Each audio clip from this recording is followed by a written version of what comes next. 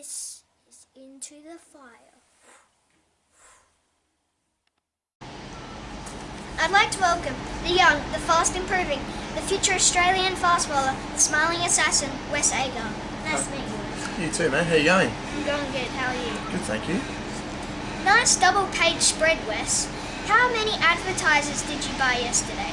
You should wrap all your Christmas presents in it this year. I probably should. I went down to a cafe yesterday with my girlfriend and we picked up the first one there and we read it while we were having a coffee and some lunch, and then I went back with my housemate yesterday in North Adelaide and we picked up a couple more because my parents live in Melbourne, so I've got to send a few out there to Melbourne and keep one for myself. Yeah, pretty good thing. Yeah. It's widely known you're a really good footballer. Do you think you could have played at the highest level? No, I don't think so, but I guess every cricketer dreams to be an AFL footballer and every footballer dreams to be an Australian cricketer, so it's a bit of a mixed match between us codes, but no, probably not, and I'm glad I chose cricket because it's going pretty well at the moment. I'm glad too, because you're super good at it. I read that you moved to SA from Victoria with $500 and worked on a dairy farm. That was a good move. I love this story. What made you take the leap of faith and move states? It's probably true, maybe not 500, a little bit more than 500, but it's pretty close to the mark. But I did move from Victoria to South Australia, and I just think I wanted to improve my cricket and I wanted to give myself the best chance of playing the highest level. And sometimes when you realise your dream, you have to take a few risks and you have to take a few chances, and I thought coming to Adelaide would be my best chance, and so I took that risk and luckily it's paid off. Yeah, it definitely has. So you milked it for all that's worth. Sorry, little cow partner. You were selected to play for SA in the under-19 champs, taking 10 wickets at an average of 22. That's impressive. Did you think, hey, I can do this? Back then, maybe I was still a bit young. I thought I was doing really well, but I think it did put my name up in lights to be selected for a contract. And I think it was just good to get some reward when you do move and you take the risk to do well and then get your name up in lights for higher honours. It was a nice little reward for my effort that I've put in moving. Yeah, you definitely have. You were selected to play for Australia in the Under-19 World Cup. How disappointed were you when Australia pulled out? It's a bit of a two-way street, that one, because we were going to a place that was quite dangerous at the time. Obviously you love playing for your country, and luckily enough we had a few warm-up games before that I was able to play for my country in the Under-19 Tri-Series, it was called, against New Zealand and Pakistan. But I kind of wasn't too upset because I didn't want to put myself in harm's way, but at the same time it was a great experience to play for your country. Yeah, it would be. You followed this up with a great 2 years in SA, so consistent, even making your one-day debut and starting with the strikers in BBL. What made you go back to Victoria? Were you sick of the shops opening at 11 on Sundays? Sorry, that just annoys my parents. Yeah, it does. They do open late over here. No, I think I was very young when I moved over to South Australia, and when you move over very young you learn a few life lessons that you don't really know when you're growing up and you're just going to school and having everything cooked for you. So I think for me, I learned some harsh lessons and I had to go home to really realise where I wanted to be. And going back to Victoria gave me a really big eye-opener that South Australia was where I wanted to play my cricket, so I decided to come back here and give it a red hot crack, and luckily it's been going well for me so far. Definitely has. Your only BBL game in 2017 was against your brother. What was it like bowling to him, and how badly did you want to get him out? Yeah, I was very nervous. The Perth crowd is so intense, and they're yelling and they're screaming different things out at me. I think the joke they said was the only thing I had on my brother was a head of hair because he's gone bald. So it was a great experience to play against your brother, and my mum was there watching as well. And I really badly wanted to get him out, but I didn't get him out that time. No, you'll get him out next time. You saw your brother in England make 98 for Australia. That must have been amazing to see him out there doing so well. Did this burn to achieve this? Yeah, it did. It made me really see that he could get to the highest level. And I think when you're a kid looking up at the Australian players and state players for me, I saw them as almost superheroes and people that you just watch on TV and it's almost unachievable. But to watch someone that you've grown up with and you've lived with and you've seen them, their ups, their downs, and at their worst and at their best, playing at that level, it sort of personalises things for you, and it made me realise that it is possible. So after that, I really decided to give it a red hot crack. So it did light a flame inside me that really wanted to reach the highest level in cricket. Yeah. How much would wearing the baggy green for Australia mean to you? A lot. I think that's the pinnacle of every cricketer that's playing, and if you're not playing the baggy green, you're probably not doing the right thing. So for me, to play in that baggy green would mean the world to me.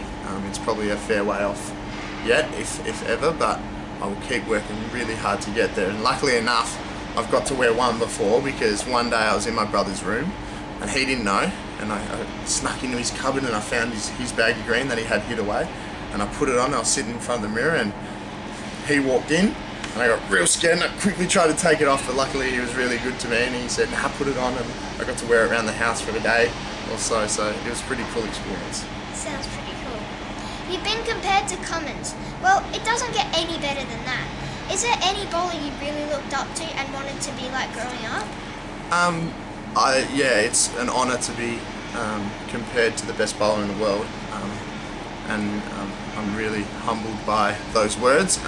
But probably the bowler that I looked up to growing up was a bit of a different one. I loved fast bowling, so it was a Pakistani called Shoaib Akhtar, and he's a very fast bowler, so I looked up to him growing up. But in more recent times, when I've been playing my Shield cricket, I try to model myself on a Josh Hazlewood, who's a great bowler, and I think we have similar attributes. And so in my senior career, even though I'm playing at the highest level, you can still adapt and learn off the best. So I try and model my game on him still, whilst playing state cricket. Yeah, he's a good player. Here's a little random fact for you. My dad used to teach a girl called Katie Rowe, who's an excellent cricketer. She played with your girlfriend in state teams as a junior. Emma was an absolute gun. Are you worried if you get married you may be the third best cricketer in your family? No, hold on, your dad was a great cricketer too, wasn't he? I'm just kidding.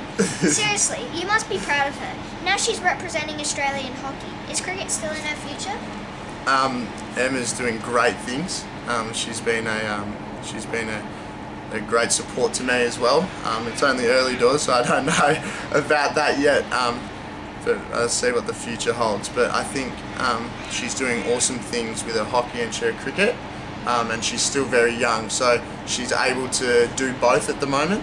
She's contracted with South Australia and also plays hockey, and I think one day she'll have to make a choice, but when that time comes she'll know what she loves more and she'll do that. But I'm sure she'll do great in whatever it is that she's doing. Yeah, me too. Okay, a couple of quick questions on your team. Whose hair is worse, Jake Weatherall's blonde hair or Adam Zampa's 80s mullet?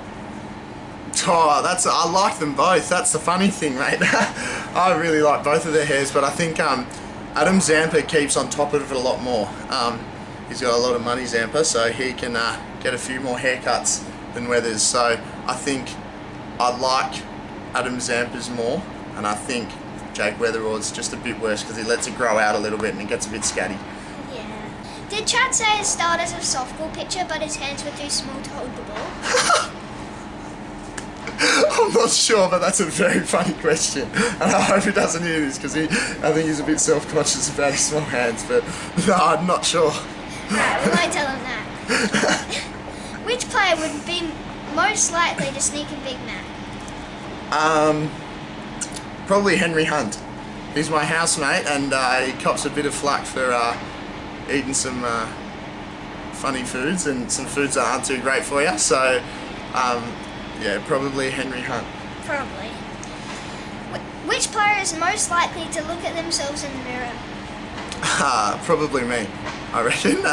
If you ask most of the boys that, mate, yeah, I don't mind having a look in the mirror every now and then, so I think it'd be myself. I'd have to stitch myself up with that one, mate. Which player is most likely not to pass a concussion test even when they aren't concussed? That's a good question, actually. Probably me again. I think I'm good on the cricket field, but off the cricket field, I'm not great. Who is the most likely to start talking to a girl with the line, "I play for the Redbacks"? Oh, that's definitely. He's got a girlfriend now, but if he was single, it'd definitely be Luke Robins, I think. Yeah, me too. Well, Wes, you're going to be a great player and you're destined for the bag of green. But you have one thing that will hold you back. It's not your pace that's up in the 140s. It's not your wicket taking. That ability is great. Your batting will improve, but you have one major deficiency. Don't panic, it's an easy fix. Your celebration is pretty boring. I gave my celebration to a teammate of yours. You might know him, Rashid Khan. Have you heard of him? Yeah. He did it, and now look at him. He's the best bowler in the world. Okay, he was already the #1 bowler in the world, but let's not sweat the small details.